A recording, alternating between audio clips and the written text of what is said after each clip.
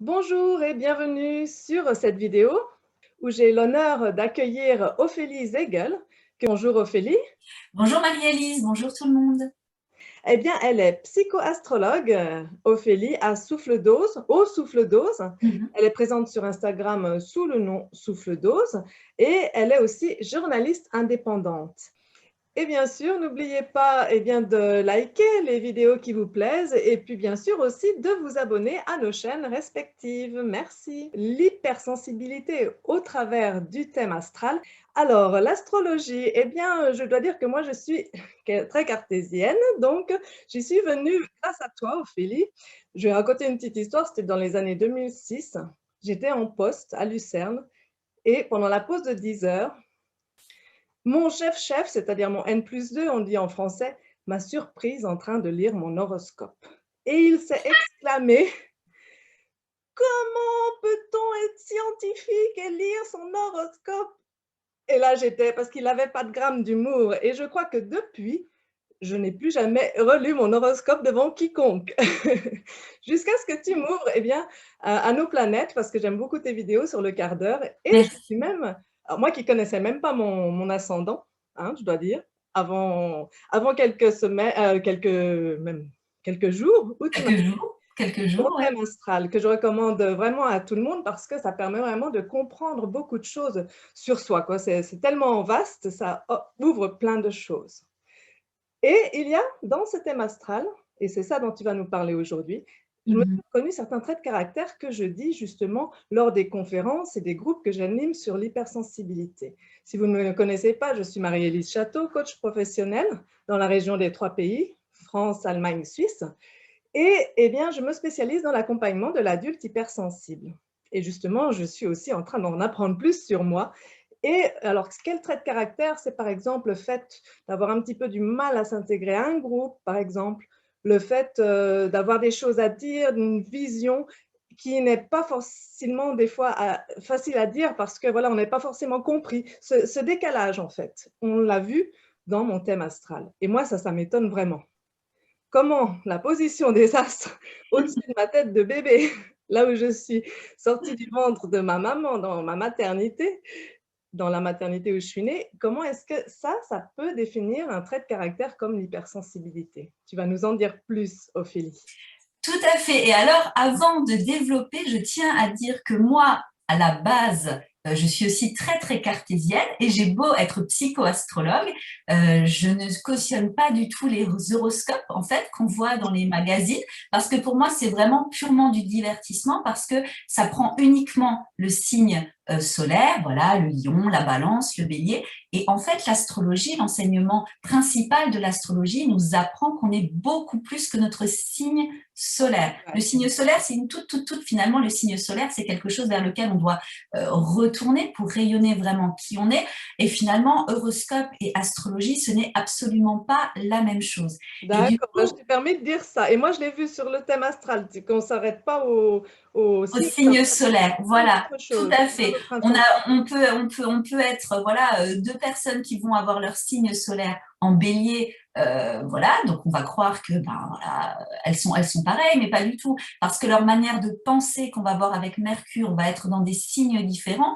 Donc, il y a une personne qui va avoir peut-être son Mercure en bélier, donc sa manière de penser, de parler, de communiquer va se colorer de l'énergie bélier. Donc, ça va être une manière de parler peut-être très spontanée, très affirmative, très audacieuse.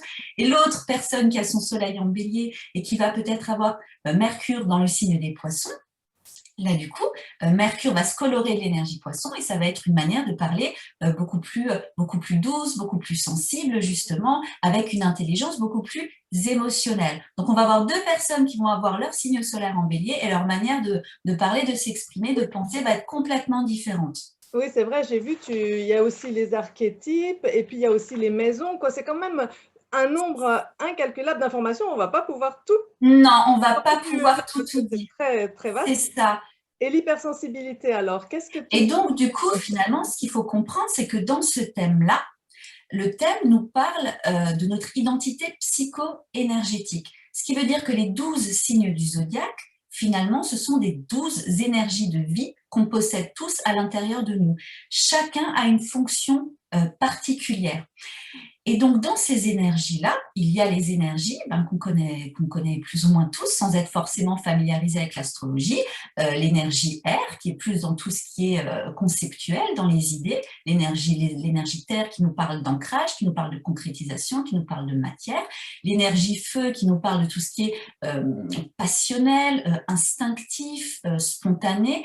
Et justement, l'énergie eau, qui nous parle de sensibilité, de tout ce qui est sphère émotionnelle, sphère psychique. Et donc, il y a 3 signes rattachés à ces énergies eau, qui sont le cancer. L'énergie du cancer, sa fonction, c'est la fonction de tout ce qui est maternant, prendre soin. Ça nous parle de notre vie intérieure, clairement, de nos rêves, de notre imaginaire. On peut le rattacher justement ce signe-là, cette énergie de vie à l'enfant intérieur, justement. Et ben, on ne l'entend pas avec le mot cancer, hein. Il y a d'autres choses qui viennent, c'est vraiment étonnant ça. Oui, mais par contre, si tu penses au glyphe du cancer, au symbole du cancer en astrologie, ça a une forme de cocon, justement. Donc, on peut plus se rattacher à ça, à l'idée du cocon. Le cocon, finalement, il y a quelque chose qui est en gestation, quelque chose où on prend soin d'eux, parce qu'ensuite, ça va se révéler, ça va justement se manifester. Et c'est justement la phase cancer, c'est la phase liée où on développe tout ce qui est affectivité, où on se sent, c'est un peu la période, tu sais, où tu te sens aimé par ta famille, parce que le cancer nous parle aussi du clan,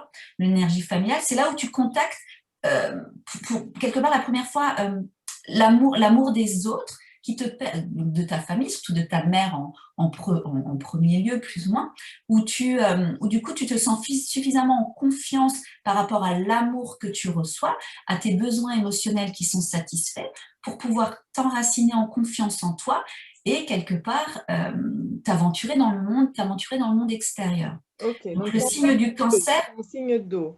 voilà. Et ça a à voir avec l'hypersensibilité, donc du coup. Okay. Voilà, tout à fait. C'est lié à l'émotion, c'est lié à l'intuition. Après, tu as le signe du scorpion aussi. Donc là, c'est une énergie beaucoup plus psychique, qui est beaucoup plus connectée à tout ce qui... Pardon ?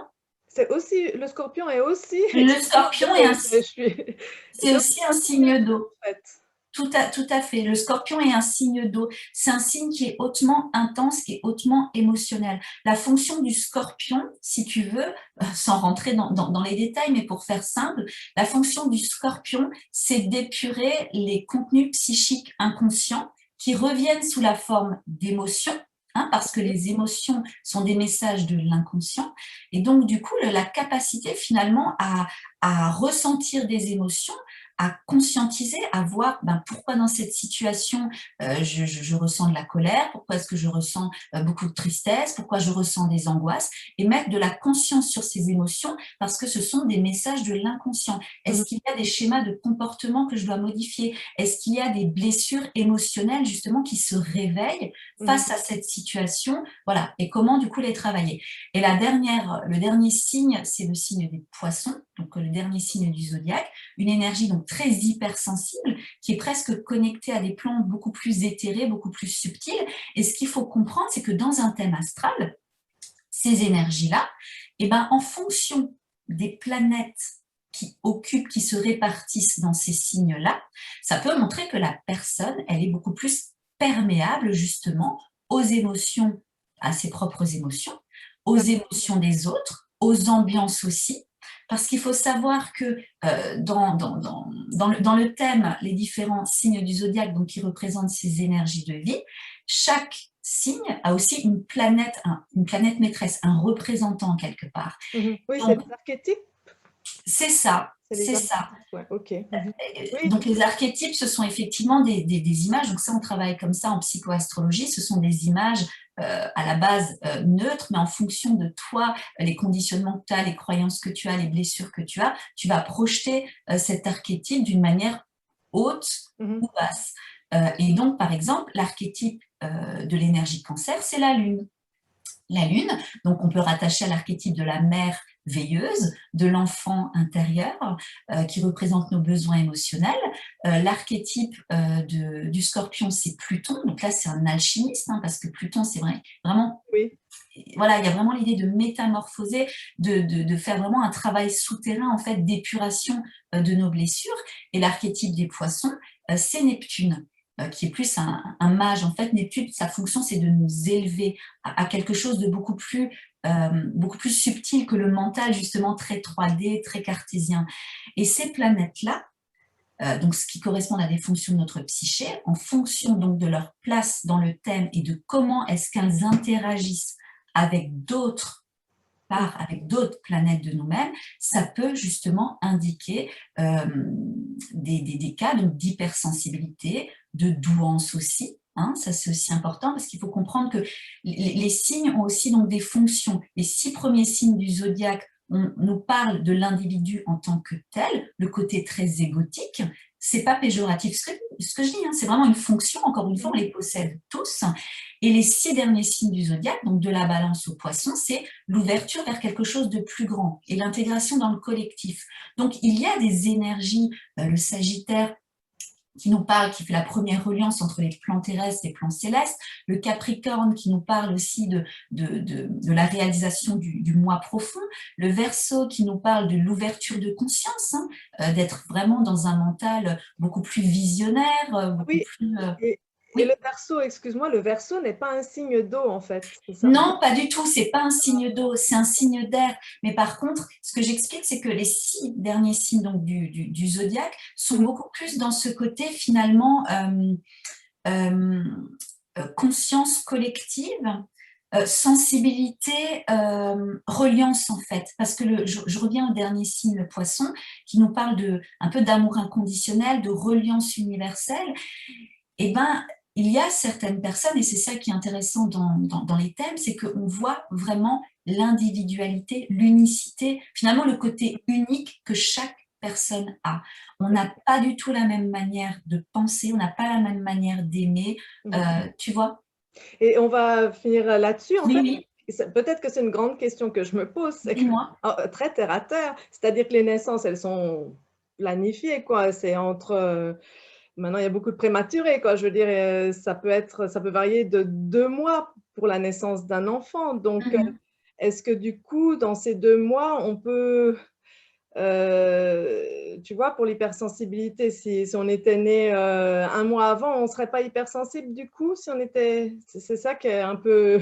Excuse-moi pour ma question peut-être un peu embêtante, mais... Non, mais pas du tout, pas du tout. En fait, si tu veux, le thème, c'est le moment de ta naissance. C'est un potentiel énergétique qui était présent, parce qu'encore une fois, c'est pas les astres qui créent quelque chose sur Terre ou qui nous influencent, ou comme vous pouvez croire, parce que l'astrologie a quand même 6000 ans, donc il y a aussi beaucoup d'expérimentation, justement. Hein. C'est pas une croyance, en fait, il y a un côté très empirique avec l'astrologie. Oui, d'accord. Il y a l'observation. Il y a tellement de données, hein, c'est le big data avant le big data. C'est ça, il y a énormément d'informations. Et finalement, le thème de naissance, c'est un potentiel énergétique qu'on porte. Et ce n'est pas une fatalité, c'est quelque chose qu'on va pouvoir exploiter. Donc, un bébé qui est né 2 mois avant, quelque part, j'ai envie de dire, et là c'est plus la journaliste, hein, je suis aussi journaliste, avec une très cartésienne qui parle, c'est que quelque part, avec des si, là on rentre dans du mental. Ce qui veut dire qu'à un moment, le thème, c'est quelque chose de concret, c'est des données astronomiques par rapport au jour de naissance.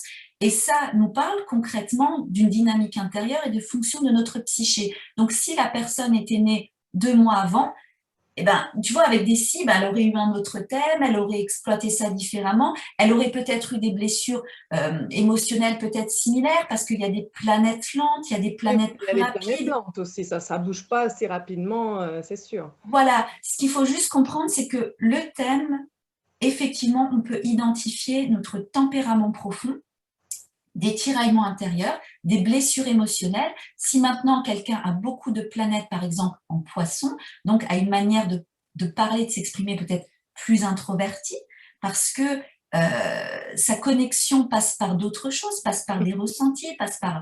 Encore une fois, c'est très, très émotionnel.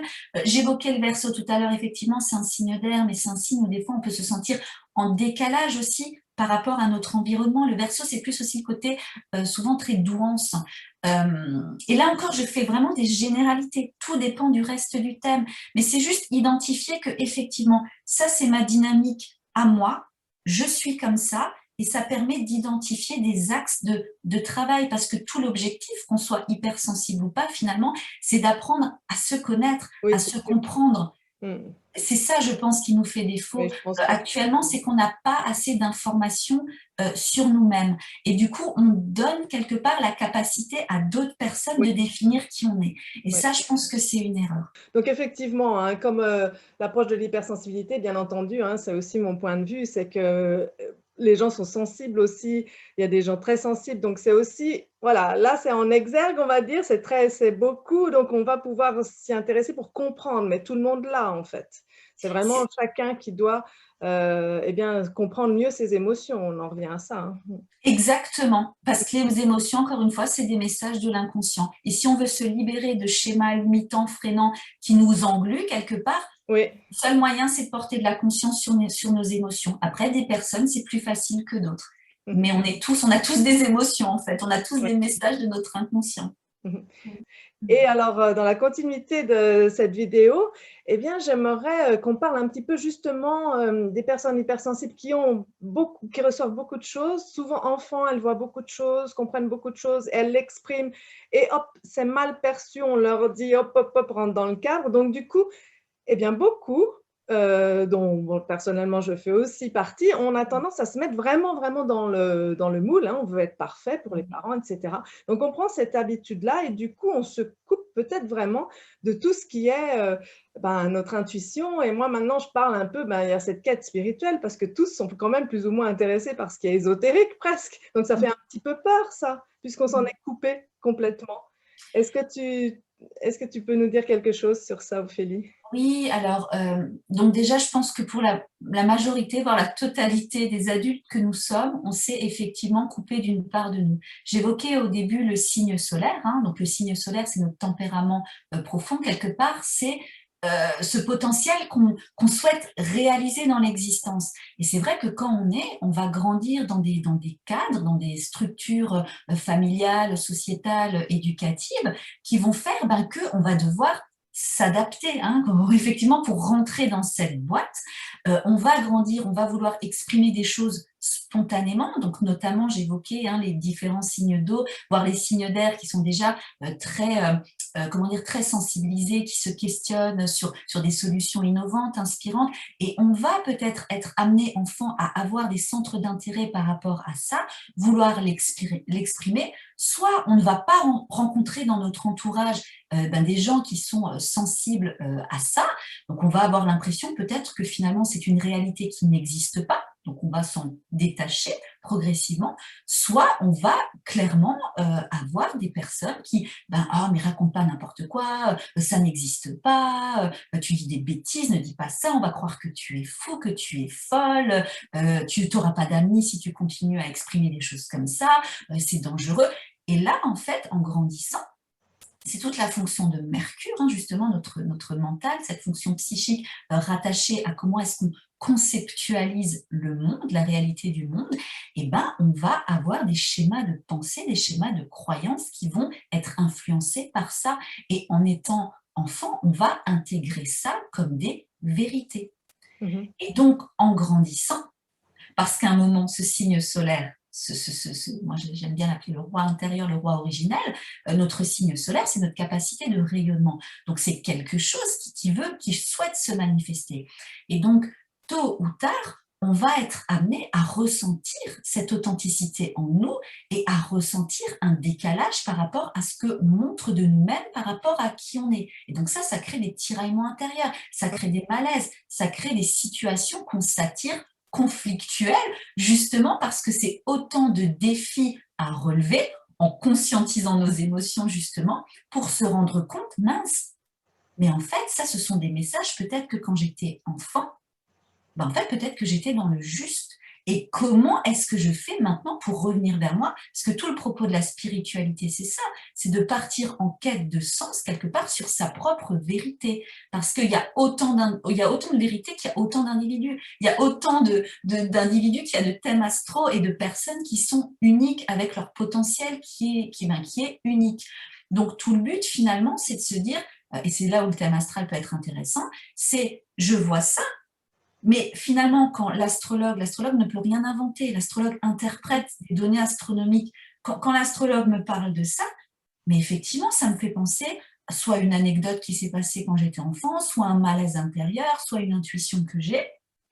Et donc, c'est pour ça que j'aime bien appeler le thème astral la boussole personnelle, c'est qu'à partir de là, on peut déjà se réconcilier avec une part de nous, se rendre compte, mais effectivement, je suis comme ça. Donc, il y a tout ce travail aussi de réconciliation avec son enfant intérieur. J'aime bien appeler ça le réapparentage. Tu redeviens ton propre père et ta propre mère intérieure. Ta mère intérieure pour prendre soin de tes besoins, l'égoïsme bienveillant, hein, comme j'aime l'appeler, qui est très, très important, et ton propre père intérieur pour te structurer, te solidifier et te dire, oui, par exemple, je suis hypersensible, j'ai peut-être des capacités extrasensorielles, mais est-ce que je laisse, encore une fois, l'autre me couper de ça maintenant que je suis adulte, ou est-ce que je fais le choix d'avoir cette solidité intérieure et d'aller creuser la question, de découvrir qui je suis vraiment, et aussi de comprendre, mais pourquoi est-ce que ça se manifeste en moi? Voilà. D'accord. Donc, voilà, c'est tout un cheminement. Et alors, comment se fait-il que des gens, bon, on va rester sur les personnes hypersensibles, mais certaines personnes vont s'ouvrir facilement aux… Moi, je suis étonnée. Il y a des personnes, comme toi, hein, par exemple, jeune, et tu fais de l'astrologie, quoi. Et il y a plein de personnes sur le net qui sont jeunes et qui parlent bien de cette nouvelle ère, hein, qui s'ouvre, l'éveil des consciences, je Oui. comme ça. Et comment… C'est parce qu'elles ont été peut-être moins cadrées, parce qu'il y a aussi des parents qui ont encouragé, hein? Oui, tout à fait. Alors, selon moi, et je ne détiens pas la vérité absolue, ça j'aime bien encourager les gens à faire preuve d'esprit critique et de discernement quand ils entendent des choses. Ça, pour moi, c'est très, très important. Donc, selon moi, comme tout est énergétique, parce que je m'intéresse aussi beaucoup à la physique quantique, si on part du principe que tout est énergétique, donc on est donc dans un contexte de polarité, de dualité, hein, en haut, en bas, chaud, froid, enfin bon bref, tout finalement peut se polariser sur Terre. On a maintenant évolué pendant des siècles et des siècles dans des sociétés, donc notamment nos sociétés occidentales, où on valorise, survalorise l'énergie yang. L'énergie yang, on appelle ça l'énergie masculine. Attention, je ne parle pas des hommes, parce que hommes et femmes, on a tous l'énergie yin plus féminine de réceptivité et yang, donc plus justement d'action en fait finalement, et c'est une énergie émissive.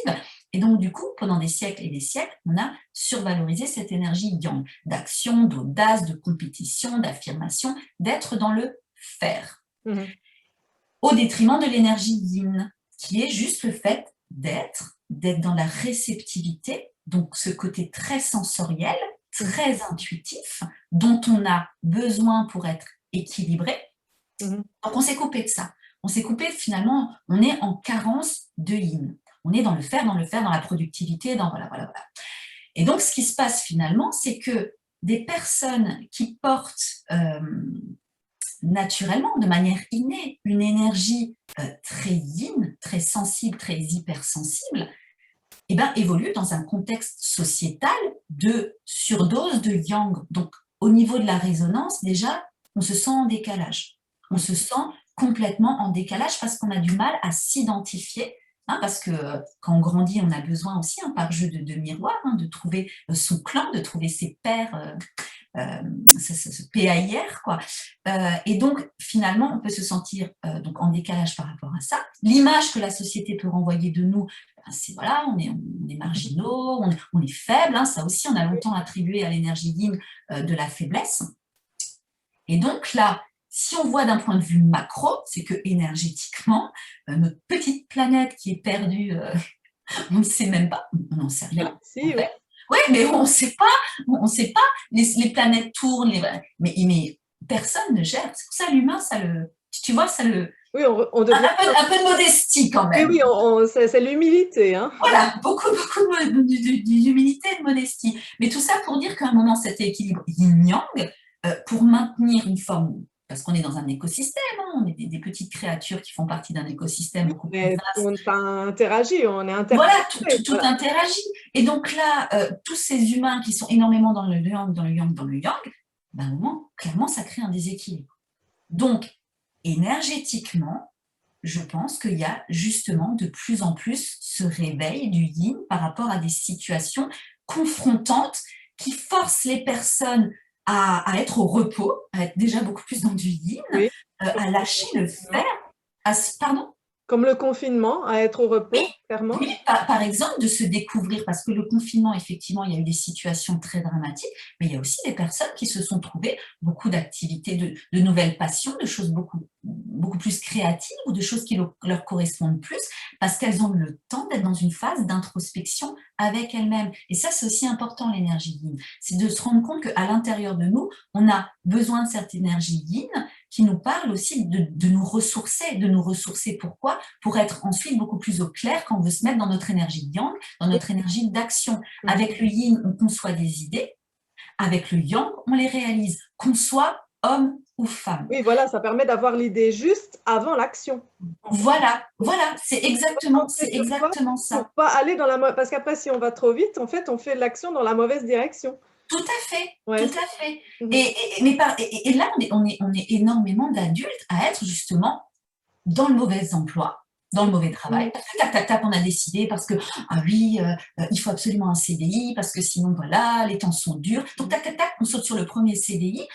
On est énormément d'adultes où on n'est pas à notre place, où on est totalement en décalage avec qui on est vraiment, parce qu'on n'est pas dans cette part de yin où, et je ne parle pas forcément de faire de la méditation, mais juste être à l'écoute de ses émotions, d'être à un moment juste dans le repos, ce matin, en contact avec l'intelligence corporelle, l'intelligence du corps aussi physique. Hein. Ce matin, ben voilà, au lieu voilà, de courir tous les matins parce que je m'impose une discipline, il faut que je cours 1 heure tous les matins, ben, ce matin, je ne le sens pas. Et ben peut-être que je peux calmer ce juge intérieur qui va me dire si, il faut que tu le fasses. Et juste ce matin, dire bon, ben maintenant, je m'écoute et je me détends. Et là, c'est juste incroyable parce que le mental qui pense que ouais, ça ne sert à rien, blablabla, en fait, on se rend compte qu'on peut canaliser des idées, des inspirations, des choses beaucoup plus justes pour nous. Et des personnes vont te dire que si elles courent, ça leur vide l'esprit aussi, ça les mais bien sûr. Mais en fait, si tu veux, c'est pas une question de courir, pas courir. C'est encore une fois, ça appartient à chacun. C'est de se dire, là, sur le moment, j'ai pas envie d'y aller. Qu'est-ce que je me dis? Est-ce que j'ai mon juge intérieur, et ça on le voit avec Saturne notamment dans le thème, hein, qui représente ce défi à relever, est-ce que j'ai mon juge intérieur qui va dire « Ah mais si, tu dois courir, blablabla ». Donc finalement, quelque part, tu vois, il y a une forme d'austérité envers soi-même, ou est-ce que je vais justement avoir cette mère intérieure qui prend soin de ce signe lunaire, de cette énergie, pour se ressourcer, et on va s'autoriser ce matin à pas courir et peut-être faire autre chose, peut-être tomber entre guillemets par hasard sur un livre qu'on a mis de côté et qui va nous ouvrir, tu vois, des idées ou des perspectives sur autre chose. C'est juste qu'il y a si tu veux, il y a une synergie à avoir entre les deux. Et pour revenir à la question initiale, c'est qu'il y a de plus en plus de personnes qui donc activent justement ces énergies-là en elles, parce que selon moi, le collectif en a besoin, et que ces personnes-là, ce n'est pas simple du tout, mais elles cheminent quelque part pour ensuite pouvoir éclairer aussi les autres. Tu ne peux pas conseiller ou guider quelqu'un ou coacher quelqu'un si tu n'es pas passé par ce même genre de problématique. Tu vois, la dimension expérimentation est toujours très, très importante. Et donc, il y a des personnes qui vont peut-être avoir leur soleil en Verseau, qui est justement cette énergie très avant-gardiste, très originale, ou alors un amas planétaire en Verseau, bref. Et en fait, dans leur thème, elles vont avoir Saturne qui représente justement cette épreuve, cette limitation, mais qui permet ensuite de rentrer dans ce processus d'individuation, de devenir un adulte à part entière.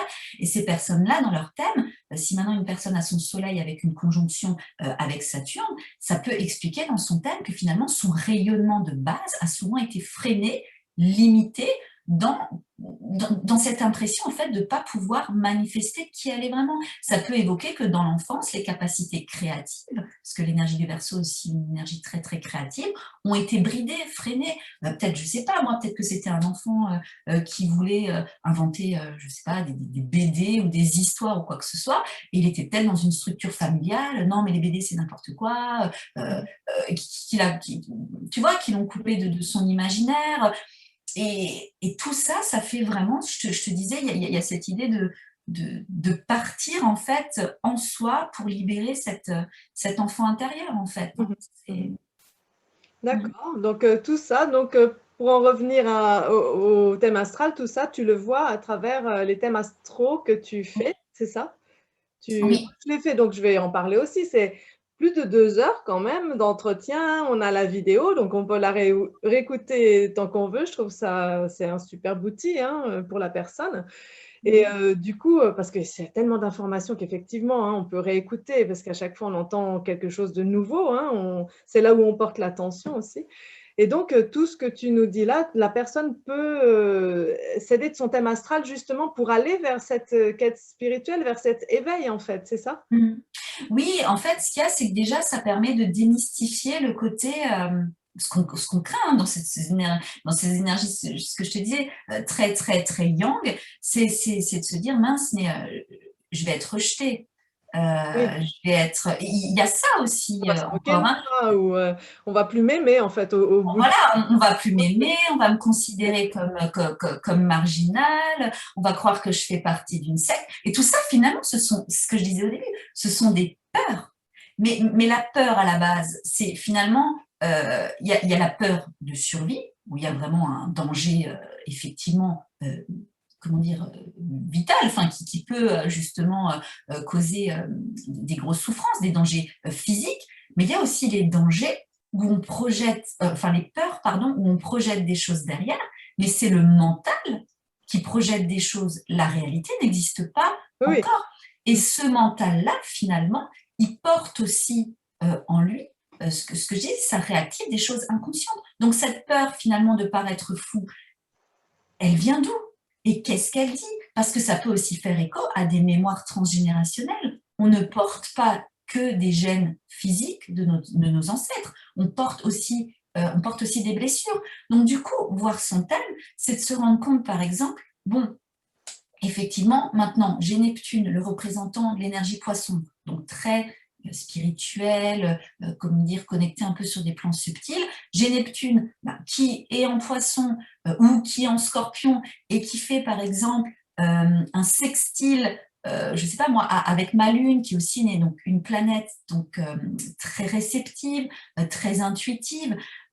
Là, la personne, énergétiquement, eh ben, elle est connectée à des flux émotionnels, à des ambiances, à des choses qui dépassent la 3D, qui dépassent le côté je peux voir, je peux sentir, je peux toucher. Non, cette personne-là, quand elle est en face d'une autre personne, eh ben, la personne en face, elle a beau sourire, faire comme si tout va bien. Celle qui possède ce que je t'expliquais, là, Neptune, sextile, Lune, enfin voilà, elle va sentir qu'il y a quelque chose derrière. Elle va se connecter psychiquement à elle. Et c'est pour ça que les personnes qui sont hypersensibles et qui s'intéressent justement voilà, à la spiritualité, mais encore une fois, la spiritualité, c'est juste de revenir en soi, d'écouter ce qui se passe à l'intérieur de soi, en tout cas qui s'intéressent aux thérapies douces ou aux médecines holistiques, peuvent aussi s'intéresser à la lithothérapie, qui est justement le fait de se soigner, de se protéger avec l'énergie des pierres, oui. parce qu'il y a des pierres qui protègent justement des énergies toxiques, des personnes, des Oui, vampires énergétiques, comme on les appelle. j'ai pas mal La labradorite aujourd'hui. labradorite, voilà, la pierre Ouais, des elle est thérapeutes. belle. Non, mais je veux dire, c'est important aussi de se rendre compte que en tant qu'hypersensible, on est vraiment perméable à tout ce qui nous entoure, aux informations qu'on reçoit, et on est dans une société avec énormément d'informations. Autant on va être sensible si on voit juste, je sais pas moi, un arc-en-ciel avec un petit vent et puis des petites gouttes de pluie, c'est quelque chose qui peut toucher profondément quelqu'un qui est hypersensible. Et donc là, ça va nous élever, hein, parce que c'est là aussi une capacité à monter en vibration, hein, finalement, de se connecter à la beauté du vivant très facilement. Et, je ne sais pas moi, une demi-heure après, on va marcher dans la rue, on va voir une mère de famille qui va gifler son enfant parce que voilà, je sais pas, il a trébuché, ou j'en sais rien. Et là, ça peut prendre au corps, donc ça fait ascenseur émotionnel, ça prend au cœur. Donc là, sentiment d'injustice, être témoin de la violence comme ça. Et du coup, ça fait des yo-yo émotionnels extrêmement éprouvants pour quelqu'un d'hypersensible. Donc, d'apprendre l'ancrage, d'apprendre finalement à se dire comment je peux me protéger. On revient sur cette mère veilleuse. Comment je peux me protéger de ça? Donc, avec des pierres, apprendre aussi voilà, à s'ancrer avec cette solidité intérieure, hein, de Saturne que j'expliquais au début tout début de l'interview, de s'ancrer dans la terre, de mettre finalement des cadres sécurisants et sécurisés en soi. Les essentiels aussi. Je fais une interview de... Ah bah vas-y, bon, ça avec les... Non, non, avec les huiles essentielles. Voilà, il y a les huiles essentielles, j'en parlais dans une interview avec Isabelle Roy. Donc, effectivement, c'est des... Voilà, toi, tu dis aussi les pierres, l'ancrage, la méditation d'ancrage. Oui. Oui, oui, tout à fait. Oui, parce qu'en fait, l'ancrage, ça permet, parce que les personnes hypersensibles donc, sont très dans de l'eau, comme je disais, très dans l'émotionnel, possiblement aussi très dans tout ce qui est conceptualisation, dans les idées. Donc, on est dans un plan très fluctuant, en fait. Oui, oui. Et l'importance de l'ancrage, c'est de se connecter aussi aux énergies terrestres pour pas vaciller, en fait, dès qu'à l'extérieur, parce qu'en fait, il n'y a pas vraiment de frontière entre extérieur, intérieur. Et notamment, l'énergie poisson nous parle aussi beaucoup de ça, c'est qu'il y a tout qui est mélangé, donc on a du mal tu vois, à vraiment faire des contours limites avec avec son propre corps. Et le principe de l'ancrage, c'est de se connecter aux énergies terrestres pour pouvoir faire une bonne reliance. Et ça, je l'ai senti dans mes accompagnements, hein, que ce soit en groupe ou au niveau individuel. Mais tu sais, rien que mettre tout simplement hein, la main sur le cœur, parce que tu peux aussi le faire un peu discrètement si tu es dans une situation où il y a du monde.